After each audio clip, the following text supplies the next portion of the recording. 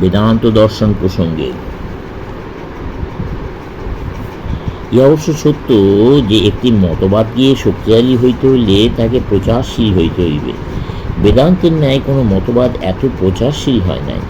আজও পর্যন্ত ব্যক্তিগত সংস্পর্শ দ্বারাই যথার্থ শিক্ষা দেওয়া হইয়া থাকে। বহু অধ্যয়নের দ্বারা প্রকৃত মনুষ্যত্ব লাভ করা যায় না। যাহারা যথার্থ মানুষ ছিলেন তারা ব্যক্তিগত সংস্পর্শ দ্বারাই ঐরূপ হইতে পারিয়াছিলেন। ইহা সত্য যে প্রকৃত মানুষের সংখ্যা খুবই অল্প, কিন্তু কালে তাহাদের সংখ্যা বাড়িবে। তথাপি তোমরা বিশ্বাস করিতে পারো না যে এমন একদিন আসবে যখন আমরা সকলেই দার্শনিক হইয়া যাইব। আমরা বিশ্বাস করি না যে এমন এক সময় আসবে যখন একমাত্র সুখই থাকিবে এবং কোনো দুঃখই থাকিবে না। মধ্যে মধ্যে আমাদের জীবন পরম আনন্দের মুহূর্ত আসে। মধ্যে মধ্যে আমাদের জীবনে পরম আনন্দের মুহূর্ত আসে, যখন আনন্দ ছাড়া আমরা আর কিছুই চাই না, আর কিছুই দিই না বা জানি না। তারপর সেই ক্ষণটি চলিয়া যায় এবং আমাদের সম্মুখে জগৎ প্রপঞ্চ অবস্থিত দেখি। আমরা জানি ঈশ্বরের ওপর একটি পর্দা চাপানো হইয়াছে মাত্র, এবং ঈশ্বরই সমস্ত বস্তুর পটভূমিকা রূপে অবস্থান করিতেছেন। বেদান্ত শিক্ষা দেয় যে নির্বাণ এই জীবনেই পাওয়া যাইতে পারে। উহা পাওয়ার জন্য মৃত্যু পর্যন্ত অপেক্ষা করিতে হয় না।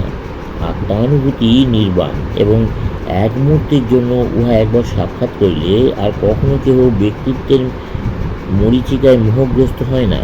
আমাদের চক্ষু আছে, সুতরাং এই পরিদৃশ্যমান জগৎ আমরা অবশ্যই দেখিব, কিন্তু সর্বদা আমরা জানিব উহা কী। আমরা উহার প্রকৃত স্বভাব জানিয়া ফেলিয়াছি। আবরণই আত্মাকে আচ্ছাদিত করে। আত্মা কিন্তু অপরিবর্তনীয়। আবরণ খুলিয়া যায় এবং আত্মাকে উহার পশ্চাতে দেখিতে পাই। সব পরিবর্তনই এই আবরণে। মহাপুরুষে আবরণটি সূক্ষ্ম এবং আত্মা তাহার ভিতর দিয়া প্রায়ই প্রকাশিত হয়।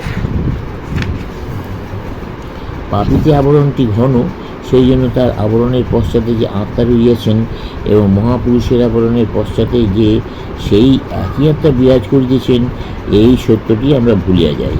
যখন আবরণটি নিঃশেষে অপসারিত হইবে, তখন আমরা দেখিব ও কখনোই ছিল না, এবং আমরা আত্মা ছাড়া কিছুই নই। আবরণের অস্তিত্ব আর আমাদের স্মরণে থাকিবে না।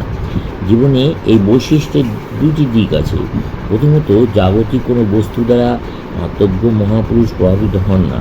দ্বিতীয়ত, একমাত্র তিনিই জগতের কল্যাণ করতে সমর্থ হন। পরোপকার করার পশ্চাতে যে যথার্থ প্রেরণা, তা তিনি উপলব্ধি করিয়াছেন, কারণ তাহার কাছে এক ছাড়া দ্বিতীয় নাই। ইহাকে অহংকার করা যায় না, কারণ উহা ভেদাত্ম। ইহাই একমাত্র নিঃস্বার্থপরতা। তার দৃষ্টি বিশ্বজনীন, ব্যক্তি সর্বস্ব নয়। প্রেম ও সহানুভূতির প্রত্যেক ব্যাপার এই বিশ্বজনীয়তার প্রকাশ। না হং তুমকু, তাহার এই ভাবটিকে দার্শনিক পরিভাষায় বলা যাইতে পারে, তুমি অপরকে সাহায্য করো, কারণ তুমি যে তাহাতে আছো এবং সেও যে তোমাতে আছে। একমাত্র প্রকৃত বেদান্তি তাহার ন্যায় মানুষকে সাহায্য করিতে পারিবেন ও বিনা দ্বিধায় তাহার জীবন দান করিবেন, কারণ তিনি জানেন যে তাহার মৃত্যু নাই। জগতে যতক্ষণ একটিমাত্র পোকাও জীবিত থাকবে, ততক্ষণ তিনিও জীবিত থাকবেন। যতক্ষণ একটিমাত্র জীব ভক্ষণ করিবে, ততক্ষণ তিনিও ভক্ষণ করিবেন। সুতরাং তিনি পরোপকার করিয়া যান। দেহকে সর্বাগ্যে রক্ষা করিতে হইবে, এই আধুনিক ধারণা তাকে কখনো বাধা দিতে পারিবে না। যখন মানুষ ত্যাগের এই শীর্ষে উপনীত হন, তখন তিনি নৈতিক দ্বন্দ্ব প্রভৃতি সব কিছুর উপরে প্রতিষ্ঠিত হন। তখন তিনি পণ্ডিত, ব্রাহ্মণ, গুরু, কুকুর বা অতিশয় দূষিত স্থানকে আর ব্রাহ্মণ, গুরু, কুকুর বা দূষিত স্থান রূপে দেখেন না, কিন্তু দেখেন সেই একই ব্রহ্ম স্বয়ং সর্বত্র বিরাজ করিতেছেন। এরূপ সমদর্শী পুরুষই সুখী, এবং তিনিই জীবনের সংসার জয় করিয়াছেন, অর্থাৎ জন্ম মৃত্যুর পারে গিয়াছেন। ঈশ্বর দ্বন্দ্বাদি বর্জিত। সুতরাং বলা হয় যে সমদৃষ্টি সম্পন্ন ব্যক্তির ঈশ্বর লাভ হইয়াছে, তিনি ব্রাহ্মী স্থিতি লাভ করিয়াছেন। যিশু বলেন, আব্রাহামের পূর্বেও আমি ছিলাম। এর অর্থ এই যে যিশু এবং তাহার মতো অবতার পুরুষেরা মুক্ত আত্মা। নাজারেতের যিশু তার পারধ্যের বশবর্তী হইয়া মানব রূপ ধারণ করেন নাই, করিয়াছেন মানব কল্যাণের জন্যই।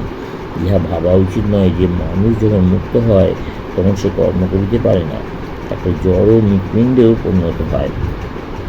পরন্তু সেই মানুষ অপরের অপেক্ষা অধিকতর উদ্যমী হন কারণ অপরের বাধ্য হইয়া কর্ম করে, আর তিনি স্বাধীনভাবে কর্ম করেন। যদি আমরা ঈশ্বর হইতে অবন্য হই, তাহলে কি আমাদের কোনো স্বাতন্ত্র্য থাকবে না? হ্যাঁ, নিশ্চয়ই থাকবে। ঈশ্বরই আমাদের স্বকীয়তা। এখন যে তোমার স্বাতন্ত্র্য আছে, ও অবশ্য সেরূপ নয়, তুমি উহার দিকে অগ্রসর হইতেছ। স্বকীয়তার অর্থ এই যে উহা এক অবিভাজ্য বস্তু। বর্তমান স্বাতন্ত্র্যকে কী করিয়া তুমি স্বকীয়তা বলো? এখন তুমি এক চরম চিন্তা করিতেছ, 1 ঘন্টা পরে আবার আরেক রকম, এবং 2 ঘন্টা পরে আবার অন্যরকম চিন্তা করিবে। স্বকীয়তার পরিবর্তন নাই, উহা সর্ববস্তুর উপরে অপরিবর্তনীয়। আমরা বর্তমানে যে অবস্থায় আছি, ওই অবস্থায় চিরকাল থাকা অত্যন্ত বিপজ্জনক। কারণ তাহলে তস্কর তস্করই থাকিয়া যাইবে, বদমাস বদমাইশই থাকিবে, অন্য কিছু হইতে পারবে না। প্রকৃত স্বকীয়তার কোনোই পরিবর্তন হয় না, এবং কোনো কালে হইবেও না, এবং উহাই ঈশ্বর, যিনি আমাদের ভেতর নিত্য বিরাজমান। বেদান্ত এক বিশাল পারাবার বিশেষ, যার উপর একটি যুদ্ধজাহাজ ও একটি ভেলার পাশাপাশি স্থান হইতে পারে। এই বেদান্ত মহাসাগরে একজন প্রকৃত যোগী, একজন পৌত্তলিক, এবং এমনকি একজন নাস্তিকের সহিত সহাবস্থান করিতে পারেন। শুধু তাহাই নয়, বেদান্ত মহাসাগরে হিন্দু, মুসলমান, খ্রিস্টান, পার্সি সব এক, সকলেই সর্বশক্তিমান ঈশ্বরের সন্তান। সমাপ্ত।